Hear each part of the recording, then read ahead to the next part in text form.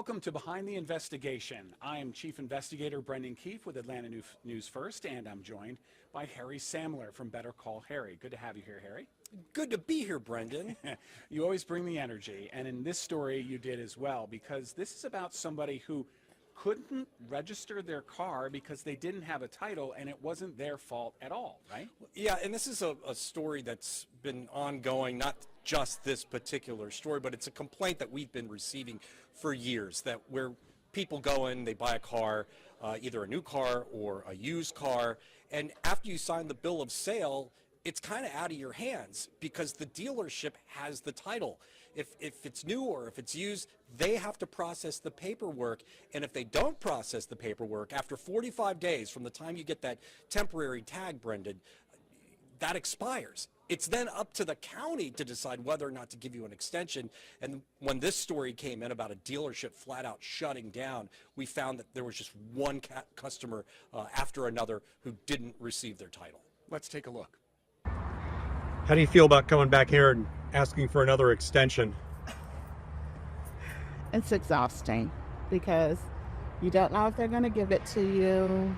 Rosalind Wise is minutes away from a denial. She's back at the DeKalb County Tag Office to see if she can get a second temporary tag extension for her Jeep Grand Cherokee. The one she has now expires at midnight, and the title is missing. Getting my tag and my title. Rosalind tried to explain. In March, she bought the car from The Car Spot. The used car dealer sits along I-20 in Conyers, and it appears to be closed. The website shows cars for sale, but there are only a handful of cars on the lot, the gates are locked, and no one answers the phone. Whether it's $2 we spend on a car or $20,000 we spend on a car, that's people's money. That's something that someone worked hard for. And now you're not providing what you said you were going to provide. To me, that's fraud. It's not just Rosalind. We found tons of no-title complaints about The Car Spot online, and the State Attorney General's Consumer Protection Division confirms that there is an ongoing investigation. But what do you do? If you're having an issue with a used car dealer, and as you are here with obtaining the title, you can file a complaint with our office. Court records show the Car Spot's registered owner, Lottie Sean Doe, got probation for theft by deception in 2010. Public records show he filed for bankruptcy the same year. But in 2021, tax records show he and his wife bought this $1.5 million home. There's a no trespassing sign, so we called. It doesn't even go to voicemail. We just wanted to know what he's going to do for his customers and explain why there's an SUV Lamborghini sitting in the showroom. Well, let's get that. Hey, I'll trade as long as I can get the title to it. None of this helps any of the victims get their titles. Rosalind tried and got denied. DeKalb County's tag office wants proof that the Car Spot is closed. They also told Rosalind that she has to send a certified letter to the car lot and that she has to wait for that letter to be returned to sender. Right. So that she can bring it here. And then they'll consider giving me an extension. But in the meantime, you can't drive your car. Right. Okay. Because of our investigation, we talked to DeKalb County and they agreed to give this customer an extension through August. She has filed a complaint with the state to get her title. I'm Better Call Harry, Atlanta News First. Harry, you're always going to bat for the little guy, and in this case, not being able to register your car, I mean, if you're not just buying a car, you're buying a title, and without that title, you can't register the car. Right, and there's no real specific process on how to fix the problem. In this case, we found, when we were out there doing the story, by the way, another victim showed up. She didn't even have a temporary tag. She had a tag that was, the test drive tag that just said the Car Spot test drive on the back. And it was a boyfriend and a girlfriend. They had purchased the car together. I guess they co-signed.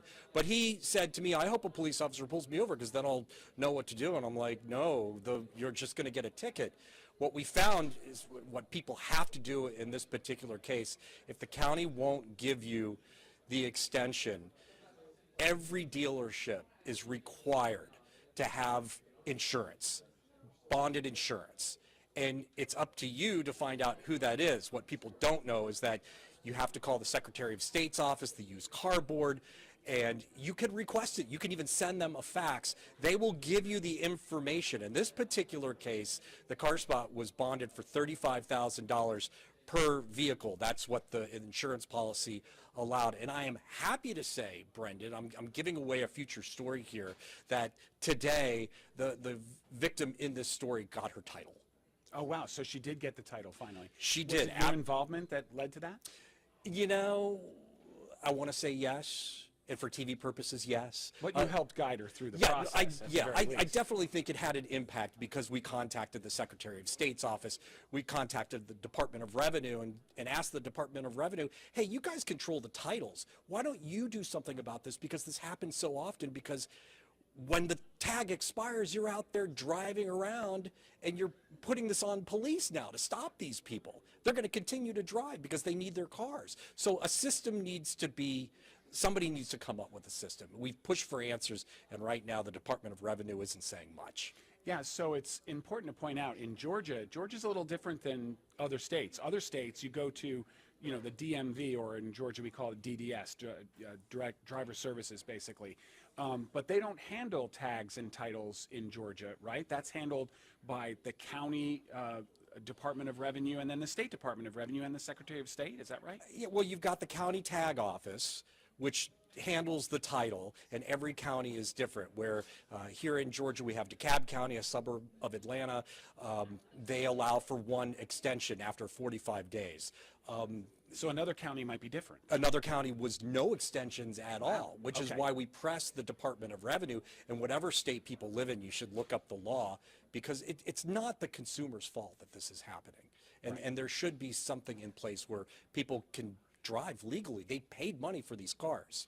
Right, and so that's the thing. It doesn't matter if you get pulled over and your temporary tag has expired, or you just have a test drive tag and it's not a test drive, you still can get the ticket, and you still would have to go to court in that case. You will get the ticket. You'll have to pay the ticket.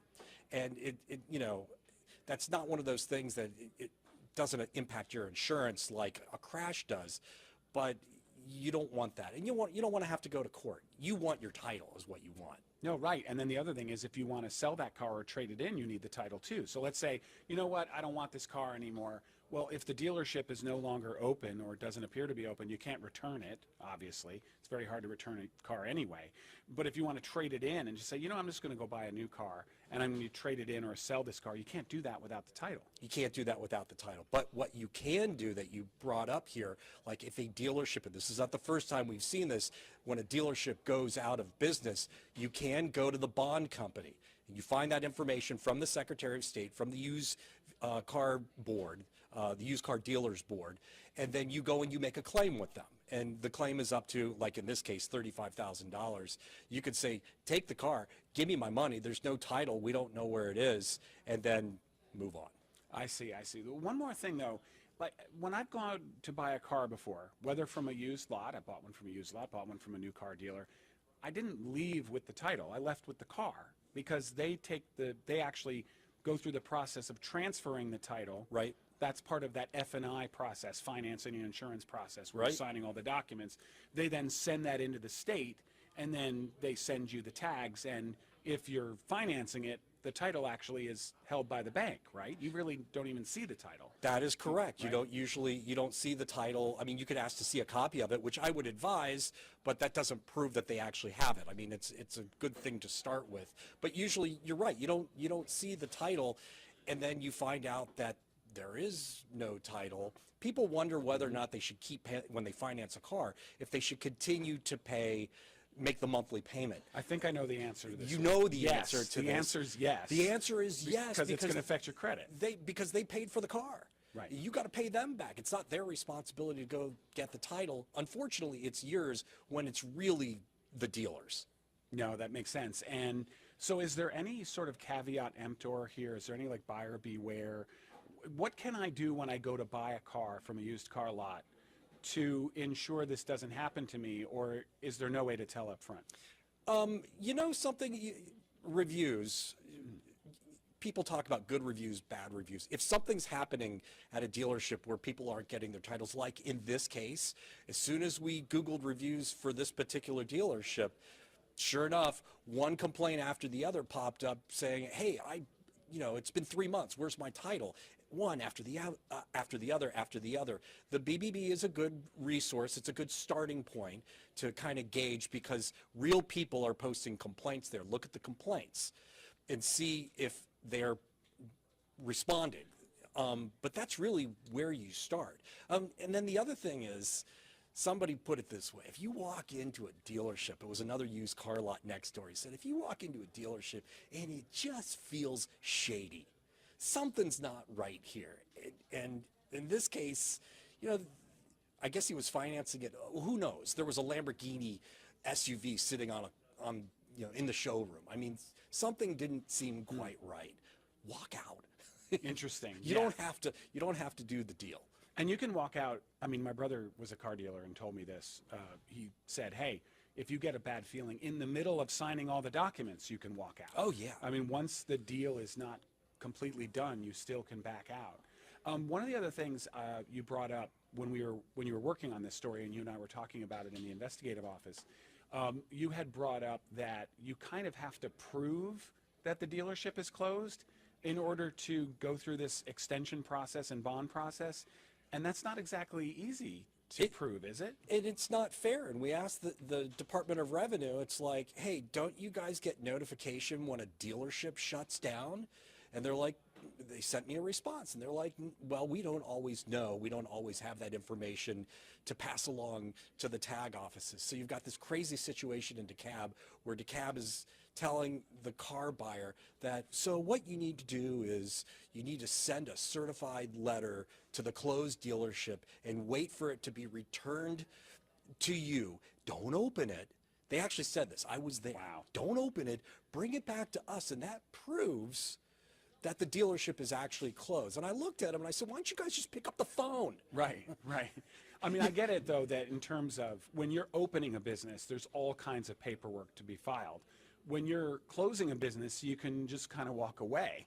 And so there's no reporting, because there's no leverage is the wrong word. There's no carrot and stick. There's nothing that the state is requiring of you to close a business. You can just fail, basically, and walk away. Yeah, you can go bankrupt, declare bankruptcy, but here's the thing: they're gonna revoke your license, right? And you're never gonna open up another used car lot.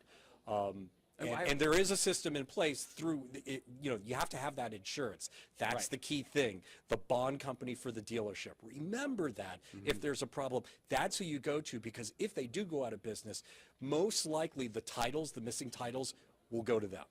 And one other thing I've noticed before is a used car lot might be on the same corner with the same people working there and a different name on the sign, because they've changed names. It might be a DBA doing business as, right. But sometimes they just completely changed ownership, so to speak. And they can do that, right, as an LLC? I mean, and yeah. essentially be the same people. So the dealership can be, what I'm trying to say is, the dealership can be open and closed at the same time, appear to be open in the same location, but it's not the same place. It's still showing active compliance for this particular business, and it's got a different name. I can't recall the name of it right now, but there's a parent company here. So, but I mean, that might be more than people. I mean, if you're really digging into research, like the customer who called us said, hey, guess what? I found out this and I found out that. And it's like, that's all good information, especially if you have to file a lawsuit, which is a possibility. Right. You may have to get a lawyer. Right. Georgia's one of the few states that has a very high level for magistrate court, which is essentially small claims court here.